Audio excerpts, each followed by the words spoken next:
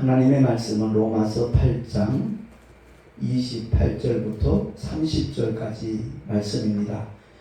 봉독하겠습니다.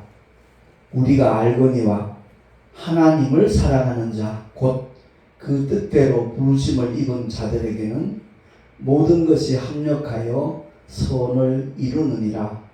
하나님이 미리 아신 자들로 또한 그 아들의 형상을 본받게 하기 위하여 미리 정하셨으니 이는 그로 많은 형제 중에서 맏아들이 되게 하려 하심이니라. 또 미리 정하신 그들을 또한 부르시고 부르신 그들을 또한 의롭다 하시고 의롭다 하신 그들을 또한 영화롭게 하셨느니라. 아멘. 기도하겠습니다. 하나님 아버지 감사합니다. 갑자기 무더위가 찾아왔습니다. 건강 잃지 않도록 우리를 모두 주님의 능하신 발로 붙들어 주시고 그리스도 예수 안에서 늘 순종하며 나가는 자들에게 하나님께서 베푸시는 은혜가 어떤 것인가 삶의 현장에서 늘 경험하며 살아가는 또한 증거하며 살아가는 우리 모두가 되게 하여 주시옵소서. 이 시간도 우리에게 허락하신 하나님의 말씀에 기름 부어 주셔서 우리 모두 깨닫게 해주시고 그 뜻대로 순종하며 나가는 하나님의 사람들이 다 되게 하여 주시옵소서. 우리 구주 예수 그리스도 이름으로 감사하며 기도하옵나이다. 아멘. 주님 안에 들어와 사는 사람들에게는 결코 우연이라는 것이 존재하지 않는다는 것을 우리가 알아야 될 것입니다. 언제나 믿음과 순종에 따른 결과라는 것을 우리가 알고 신앙생활을 하면 대충 하지 않을 거예요. 정말 하나님 말씀에 더 민감해지고 더 예민하게 반응하는 그야말로 말씀대로 사는 순종의 삶이 이루어지게 될 것이라는 것을 저는 늘 확신하고 있습니다. 지난 주간에 여의도 순복음교회 그 이용원 목사님이 지금 사단법인 한국교회 총연합회 대표회장이시기도 한데 각 교단 총회장들에게 초대장을 보냈더라고요. 그 다름이 아니라 하디 선교사 120주년 및 오순절 성령 강림 대기도회 거기에 이제 초대장을 보내면서 마침 여의도 순복음교회 설립 65주년 기념 감사 예배가 겸하여 드려진다는 그런 내용이었습니다. 그래서 저도 동참을 하였는데 처음으로 제가 이영훈 목사님의 간증을 들었습니다. 그 목사님께서 사단법인 한국교회 총연합회 대표회장 된 것도 그렇겠지만 특히 세계 단일교회로선 최대 교회라고 하는 여의도 순복음교회 제2대 담임 목사가 되는 것 그것이 결코 우연이 아니라는 것을 말씀을 하시더라고요. 외할아버지께서 장로교 목사님이셨다는 거예요. 그래서 어머니가 어릴 때도 그 부흥에 늘 같이 따라다니면서 어려서부터 하나님의 말씀으로 무장한 그런 믿음의 어머니였다는 것을 고백을 하시더라고요. 그러면서 하시는 말씀이 제 우스갯소리죠. 이영훈 목사님이 고3일 때 뒷바라지는 고소하고 정말 밥도 한번 제대로 찾아주는 적이 없이 전도에 그냥 올인하는 어머니의 그 모습에 이해를 하면서도 좀 서운한 마음이 들었다는 거죠. 그래서 농담 비슷하게 어머니 산에는 산삼이 있고요. 발에는 해삼이 있어요. 그리고 집에는 고삼이 있습니다. 그랬다는 거예요. 그러니까 고삼을 좀 귀히 여겨달라는 그런 하소연이었겠죠.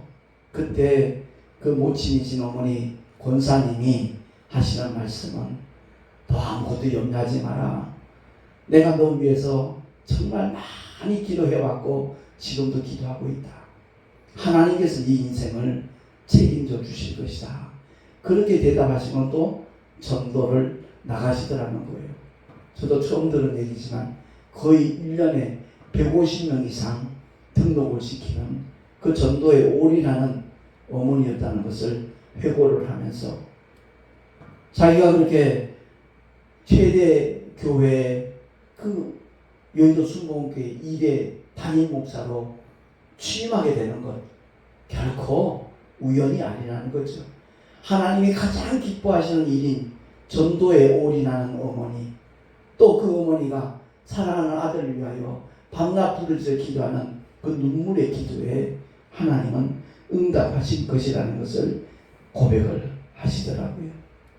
제가 단독목회 딱 35년이 지났는데 이쯤에 생각을 해보니까 그런 마음이 들어요. 정말 모든 것은 하나님의 은혜로 이루어지는 것이로구나 하는 것을 깨닫습니다. 정말 하나님의 섭리 가운데 우리가 믿음의 길을 걸어가고 있다는 사실이죠. 제 인생이 정말 전환점을 이룬 것이 백골사단한테 교회 다니는 것이 처음이고, 그러고 난 다음에 귀한 목사님을 통해서 바로 신앙이 생활과 분리되면 안 된다. 신앙 따로 생활 따로는 한국교회 망한다라는 주장을 하셨던 그 리승수 목사님의 영향을 참 많이 받았는데, 그러다가 13년 전에 목회자 복음학교를 통해서 나 옛사람 십자가에 못 박고 이름을 개명하기까지 새로운 목회로 전환이 되었거든요. 근데 제가 월요일 아침 9시부터 토요일날 저녁 8시까지 그 목회자 복음학교가 담양 바이블 칼리지에서 이루어졌거든요. 한여름에 정말 더웠습니다. 근데 거기에 성김이들 보니까, 물론 성김이들은 장로님도 계시고 목사님도 계시고 권사님 집사님들이 계시는데 그분들이 얼마나 정성껏 정말 섬기는지 몰라요. 그래서 집회를 마치고 나아갈 때라든가 아니면 식당에 갈 때도 줄을 서서 인사들 하시거든요. 그래서 감사합니다, 수고 많으십니다, 고맙습니다, 이런 그 훈련생들이 얘기를 하면 그분들 한결같이 하는 대답이 주님이 하셨습니다. 주님이 하셨습니다. 하나같이 그렇게 인사를 하는 거예요. 그 인사의 의미를 이제 13년이 지난 요즘 실감을 하고 있습니다. 그들이 왜 그렇게 인사를 한 것인가? 그야말로 믿음과 순종은 하나거든요. 뭐 아시는 분은 다 알겠지만 목회자 복음학교가 됐든 일반 성도들 복음학교가 됐든 한번 이렇게 진행을 하는데 수없이 많은 예산이 들어갑니다. 근데 예산 제로에서 시작을 하거든요. 오직 하나님께 정말 기도함으로 맡기고 시작을 해요. 단 한 번도 예산이 부족해서 어려움을 겪은 적이 한 번도 없다는 것이 바로 그 목회자 복음학교에 관련된 모든 섬김이들의 고백입니다. 그렇습니다. 왜? 하나님을 절대 신뢰하니까, 주님이 역사하심을 절대 믿고 나아가니까 눈에 보이는 것 없고 손에 잡히는 것 없지만 믿음으로 추진을 하니까 하나님께서 묘한 방법으로 어떤 손길을 통해서도 역사하시는 것을 그 오랜 세월 동안 경험을 하고 있으니까 그들에게는 염려가 없는 거예요. 두려움이 없는 거예요. 제가 그 영향력을 받게 되니까 우리 집 식구들은 그런 얘기를 하죠. 무대책이 대책인 사람이라고. 그냥 하나님의 뜻이다 싶으면 무조건 일을 벌려버리니까 마음고생은 가족들이 한다는 그런 얘기를 여러 차례 들었습니다. 그런데 그렇게 시행을 하면 반드시 하나님께서 책임져 주시고 마무리해 주시는 것을 경험을 하고 있거든요.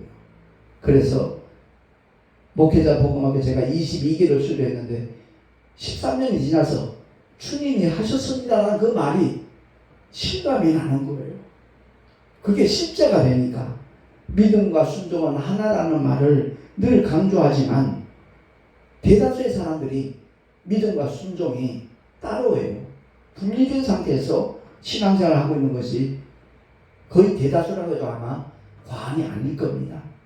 그런데 결코 분리되지 않는 것이 바로 믿음과 순종이라는 것을 깨닫고 말씀대로 따라가기만 하면 정녕 살아계신 하나님께서 100% 보증해 주신다는 것을 경험하게 될 것입니다. 우리 모두 이 믿음의 길을 걸어가자는 것입니다. 삶의 전복을 하나님께 맡긴 자는 전혀 염려할 것도 없고 두려워할 것도 없다는 것이 저의 고백이고 간증입니다. 오늘 본문에 보면 우리가 알거니와 하나님을 사랑하는 자, 곧 그 뜻대로 부르심을 입은 자들에게는 모든 것이 합력하여 선을 이루느니라. 이것이 바로 사도 바울의 결론인 거예요. 그렇습니다. 중요한 것은 우리의 자세죠. 우리의 마음가짐이죠. 정말 하나님을 사랑하고 있는가? 나는 정말 하나님을 사랑하는 자인가? 동시에 나는 그분의 뜻대로 부르심을 입은 사람인가? 이게 가장 중요한 키포인트가 된다라는 말씀입니다. 삶의 전폭을 하나님께 맡기는 자가 바로 참 믿음의 사람이에요. 어떤 사람은 어떤 문제만 생기면 목사님을 찾고 기도해달라고 그러고 신방해달라고 그러고 그런 사람들 있잖아요. 어떤 사람은 문제만 생기면 기도만 쫓아다녀요. 그 삶의 현장에서 끊임없이 변함없는 믿음의 모습은 그렇게 보이지 않는 그런 사람들이에요. 우리가 꼭 기억해야 될 것은 하나님께서는 단 한순간도 우리 곁을 떠나시는 분이 아니고 하나님의 눈길을 우리에게서 떠나가는 그런 분이 아니라는 것을 우리가 잊지 말아야 된다는 사실입니다. 고사성어에 세상만사 세옹지마라는 그런 말이 있잖아요. 변방의 한 노인이 키우던 말이 어느 날 집을 나가버렸어요. 그 동네 사람들이 위로를 하니까 이 화가 복이 될지 어찌 알겠는가 그랬어요. 그랬는데 집 나간 그 말이 야생마를 많이 거닐고 돌아온 거예요. 갑자기 말 부자가 된 거잖아요. 그 동네 사람들이 다 축하를 하니까 무조건 기뻐할 일만은 아니네 라고 대답을 했다는 거예요. 그러다가 어느 날 그 아들이 야생마를 타다가 말에서 낙마를 해버렸어요. 다리를 크게 다친 거예요. 절개된 거죠. 근데 전쟁이 나서 군인을 소집해 가는데 그 아들은 다리를 다치는 바람에 군대 가지 않은 거예요. 전쟁에 나갔던 대다수의 젊은이들이 희생을 당했지만 그 아들은 생명을 그대로 부지할 수 있었다는 거죠. 거기서 나온 말이 인생만사, 세상만사, 세옹지마라는 겁니다. 결국 어떤 일이 생겼을 때 일희일비 하지 말라는 거예요. 그냥 한번 기뻐했다가 또 한번 슬퍼했다가 그 반복되는 삶을 살지 말라는 거예요. 근데 그것은 이 세상에 주는 지혜이고요. 성경은 그렇게 선언합니다. 일희일비 하지 말가 아니라 항상 기뻐하라는 겁니다. 왜? 주님이 우리와 함께 하시니까. 그 성령 하나님이 내 안에 와 계시니까. 내 곁에 계신 것도 아니에요. 내 안에 와 계셔요. 내 중심 속에, 내 영 속에 들어오신 그 주님은 잠시도 떠나시는 일이 없어요. 그렇기 때문에 쉬지 말고 기도하라는 이 말씀의 의미가 무엇인가를 경험하게 되는 겁니다. 끊임없이 주님과 교통하는 거예요. 제 아내가 중국에 선교 갔다 설교하다 현장에서 잡혔어요. 공안한테. 그 잡혀가면서 집사람의 기도는 다른 거 없어요. 거룩하신 하나님 아버지, 무소부지하신 하나님 아버지, 이런 식으로 기도하지 않았다는 거예요. 같이 동행했던 남자 목사님들 여러분 계셨기 때문에 혹시 그들에게도 피해가 생기면 안 되니까 주님 앞에 드린 기도는 주님 어떻게 해요? 나 어떻게 해요? 나 어떻게 해요? 그 짧은 마디 속에 모든 것이 함축되어 있거든. 그 기도에 응답하시는 하나님이신 줄 믿습니다. 수천만 원, 수억 벌금을 냈어야 될 그런 상황에서 단돈 10만 원 내고 그 문제가 해결되는 것 결코 우연 아니죠. 물론 그 자리에 말씀 듣기 위해서 모였던 7, 80명 거의 100명 가까운 성도들이 합심해서 눈물로 기도한 그 기도에 응답하시는 하나님이시지만 당사자의 기도, 주님 어떻게 해요?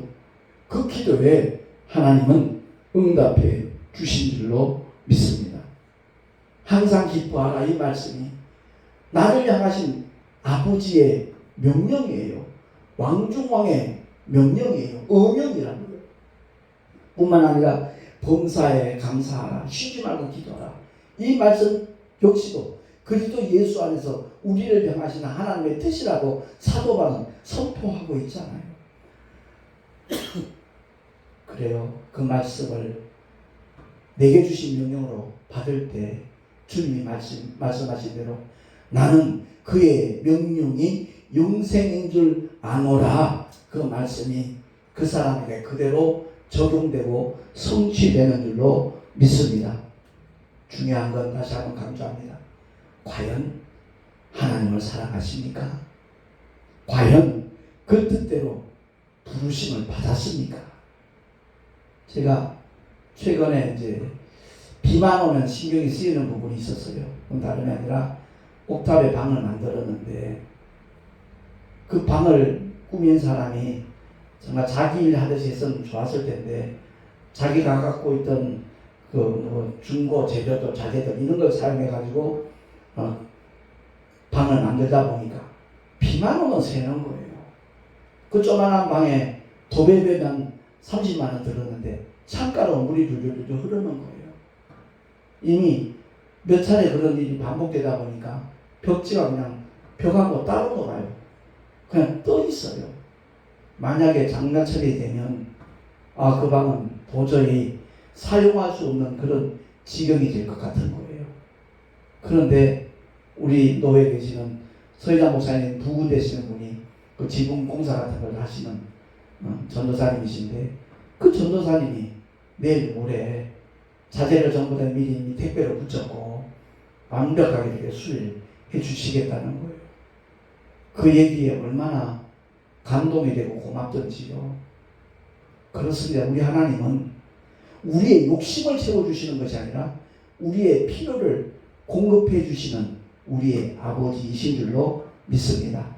옥탑방 수리뿐만 아니라 제가 총회장이 되고 난 다음에 우리 노예 몇몇 목사님들이 이렇게 총회장 직무를 감당하는데 총회장 돈을 많이 쓴다는 걸 아니까 매달 얼마씩 이렇게 후원하는 그런 목사님들이 생겼어요.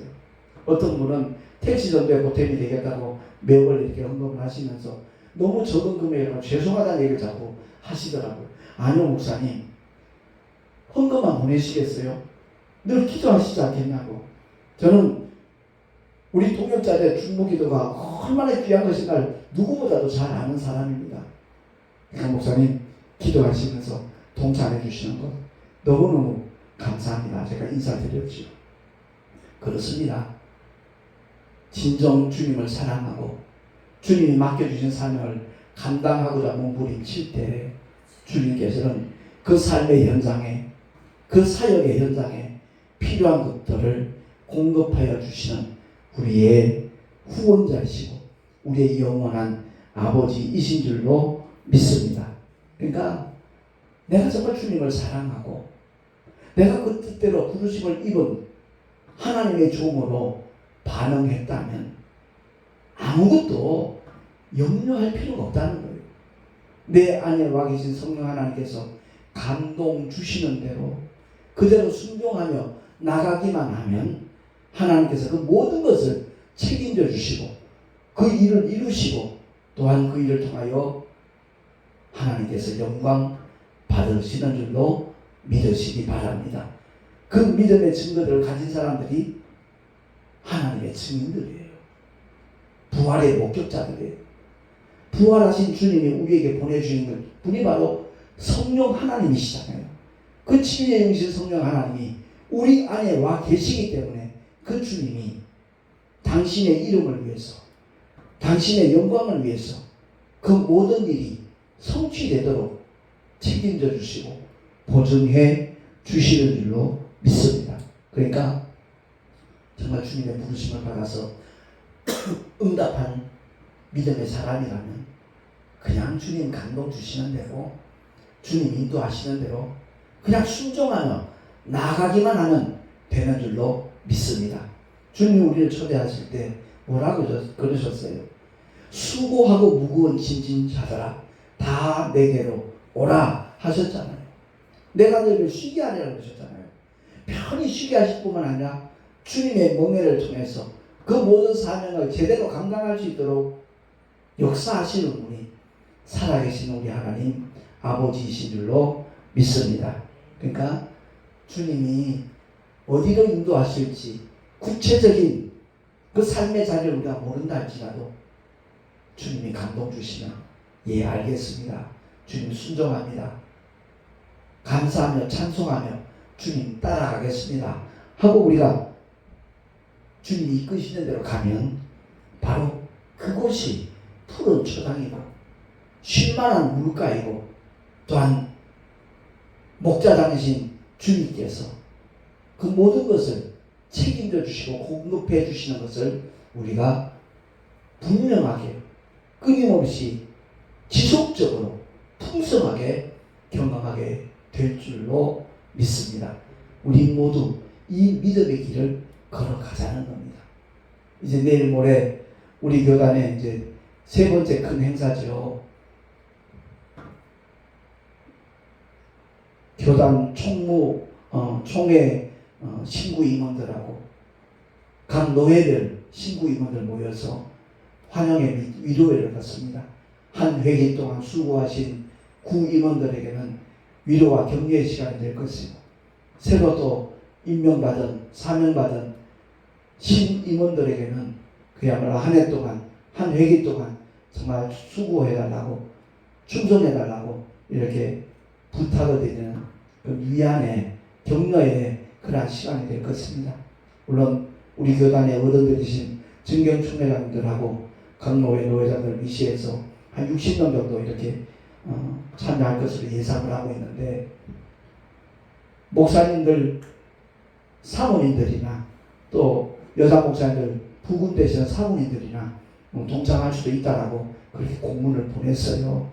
물론 그분들의 경우는 개인당 식대를 지불해야 되겠지만 어디까지나 우리의 마음을 모으고 힘을 모으는 자리이기 때문에 더 많은 분들이 왔으면 좋겠다라는 그런 바람이 없지 않아 있거든요. 그리고 한 가지 정말 반가운 소식 중에 하나가 지난번에 서천에서 있었던 집회에 강사로 오셨던 개봉동 남현교회 원로 목사님이신 이준복 목사님, 그 목사님에게서 연락이 온 거예요. 제가 목회자 사모 신문에도 그런 내용을 잠깐 기고를 했지만 7월 중쯤에 목사님이 우리 교단 목사님들 다 초대를 해서 점심 식사도 대접을 하고 특강을 한 3달 정도 이렇게 섬기겠노라고 말씀을 하셨기 때문에 그 목사님의 40여 년 목회 노하우를 함께 나누겠다는 그 말씀이었거든요. 그래서 그 내용을 기고를 했었는데 그 목사님께서 6월달 27일 날 마침 그날 시간이 빈다는 거예요. 그래서 우리 교단 목사님들 다 초대해서 그 개봉동 남현교회 저는 아직 가보지 못했거든요. 굉장히 교회 규모도 큰 뿐만 아니라 그 합동측 교단에서는 정말 존경하는 목사님으로 그런 목회자상도 받으신 분이에요. 일전에도 말씀드렸듯이 부목사님들이 그 담임 목사님 향해서 아버지라고 호칭한다는 것 결코 쉬운 일 아니거든요. 그분의 영성과 인성을 그 목회 현장을 다 경험했기 때문에 마음에서 우러나오는 존경심을 담아서 아버지라고 부르는 그런 목사님이라는 걸 제가 제주 컨퍼런스에서 이렇게 그분 강의를 들으면서 알았기 때문에 초대를 했던 것이고 지난번에 집회 기간 그저 식사하고 난 다음에 이렇게 커피 한잔 나누면서 부탁을 했어요. 목사님 교단을 살리는 운동 그래야 모든 교회에 힘을 실어주는 운동을 하신다고 그랬는데 제가 목사에게 간청을 드립니다. 우리 교단 한번 힘을 좀 실어주시면 좋겠습니다. 그랬더니 흔쾌히 승낙을 하셨던 것이 이번에 그대로 이렇게 진행이 되게끔 되었거든요. 그래서 그야말로 하나님께서는 모든 것이 한명가에 선을 이루시는 분이시라는 것을 확실하게 경험하도록 이렇게 인도하심에 너무 감사한 마음이 솟구칩니다. 29절 30절에 보면 사도 바울은 이렇게 선언하잖아요. 하나님이 미리 아신 자들로 또한 그 아들의 형상을 본받게 하기 위하여 미리 정하셨으니 이는 그로 많은 형제 중에서 맏아들이 되게 하려 하심이니라. 하나님의 독생자 예수 그리스도가 맏아들이 되도록 하기 위하여 하나님께서는 미리 아신 자들로 다 부르셨다는 거예요. 왜? 그 아들의 형상을 본받게 하기 위함이라는 겁니다. 교회를 크게 부흥시키는 그게 목적이 아니라 하나님의 독생자 예수 그리스도, 우리의 그리스도 메시아이신 예수를 본받게 하려고, 그분을 닮아가도록 하기 위해서. 그래서 우리를 한 사람 한 사람 주님이 택하여 부르신 줄로 믿습니다. 그리하여 하나님께서 미리 정하신 그들 또한 부르시고, 부르신 그들 또한 의롭다 하시고, 이미 저와 여러분은, 예수 믿는 믿음을 소유한 저와 여러분은 하나님께서 이미 의롭다고 인정하신 거예요. 끝까지 이 믿음을 버리지 않는다면, 이 믿음으로 나아간다면 하나님께서는 우리 모두를 다 영광롭게 하시는 줄로 믿습니다. 그 믿음을 놓치지 말라는 거예요. 끝까지 굳게 붙잡고 있자는 거예요. 아무리 힘들고 어려워도, 유혹과 핍박이 있다 할지라도 그 믿음을 지키는 사람, 그 사람이 복 있는 사람이라는 거죠. 초대 교부 가운데 폴리카에 대한 말씀을 한두 차례 말씀을 드린 적이 있지만, 그야말로 기독교를 핍박할 때 그 네로 황제에 의해서 붙잡혀갖고 화형대로 끌려가는 도중이었어요. 장작더미가 쌓여있는 그곳으로, 그 현장으로 끌려갈 때 그 로마 장교가 제안을 하는 겁니다. 폴리갑 선생님, 마음으로 예수님을 부인하지 않더라도 입으로만 나 예수 모른다 한 말씀만 해주시면 제 힘껏 이 형장에 오르지 않도록 도와드리겠습니다. 그때 폴리캅의 대답이, 고맙네. 그러나 나는 그리할 수 없네. 그리고 형장에 올라가서 마지막 기도잖아요. 86년 동안 단 한 번도 나를 모른다 하신 적이 없는 주님, 제가 어찌 입으로라도 말로라도 주님을 모른다 부인할 수 있겠습니까? 주님, 이 믿음을 지킬 수 있도록 나를 붙잡아 주심을 감사 찬양합니다 하고 그야말로 형장에 있으로 화형대에서 그대로 불타는 그런 화형을 달게 맞이하셨거든요. 그렇습니다. 우리 모두가 정녕 주님을 사랑한다면 우리 목숨 내어놓고 끝까지 믿음을 지키는 이 길을 걸어가고 달려가게 될 줄로 믿습니다. 우리 모두가 다 하나님을 사랑하는 자로, 곧 그 뜻대로 부르심을 입은 자로서 모든 것이 합력하여 선을 이루시는 하나님만을 신뢰하고 기대하고 바라보고 순종하며 따라가는 하나님의 신실한 종들이 될 수 있기를 예수 이름으로 축원합니다. 기도하겠습니다. 하나님 아버지, 은혜를 감사합니다.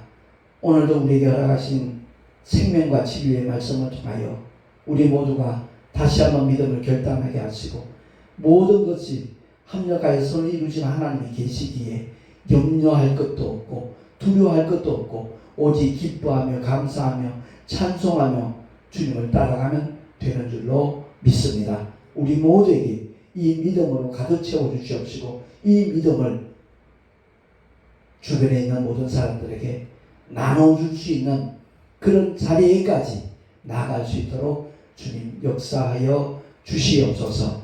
우리 구주 예수 그리스도 이름으로 감사하며 기도하옵나이다. 아멘.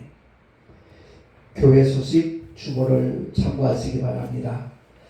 이제 내일 모레 신구임원 단합대회가 차이나타운에서 있어서 어제 마침 손님이 또 원리도 쪽에 한번 손님이 있어가지고 이번에 목회자 사무실 분에 일부러 그 차이나타운 영경 그 식당 사진까지 실었거든요. 그래서 그 사장님한테 가서 신문을 한부 주면서 이번에 내일 모레 그 예약한 우리 교단 목사님들 왔을 때 특별히 각별히 좀 신경 써서 잘 좀 해달라고 부탁을 했더니 너무너무 고마워하더라고요. 그 신문을 보자마자.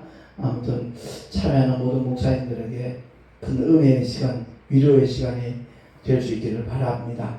그리고 총회 교육부 행사가 6월 10일, 13일 날 이제 목회자 사모 기도회가 서울 명락 기도원에서 개최가 되는데, 이를 위한 준비 기도회가 26일 날 금요일입니다. 서울 천지교회에서 있습니다. 위에서 역시 기도해 주시면 고맙겠고요. 그리고 드디어 다음 주에 저녁입니다.